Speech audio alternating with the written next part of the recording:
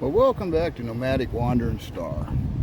Now, you might be able to hear a roar, which is really cool, but this is just what's outside our camp. So, this is called Soap Creek, and we're out here by the corral. As you can see, our view is really awesome. My understanding is this right here is a wild critter crossing, and there's the restroom. You can see through the trees over there, and yeah, it's a beautiful spot. Oh my God, it's lovely. Just let me do a 360 here.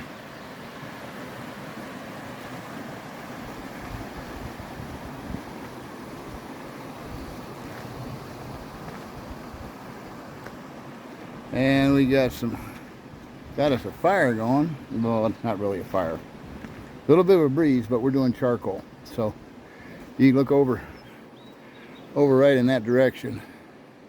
You'll see the corrals for the horses. And we got a little bit of charcoal going. Going to throw on some chicken because we ain't had no grilled chicken in a long time. So now I'm just going to put in some video, or this video, and a lot of still pictures we took of the area. So please enjoy, give us a like, comment, subscribe, and say hi. So talk to you later.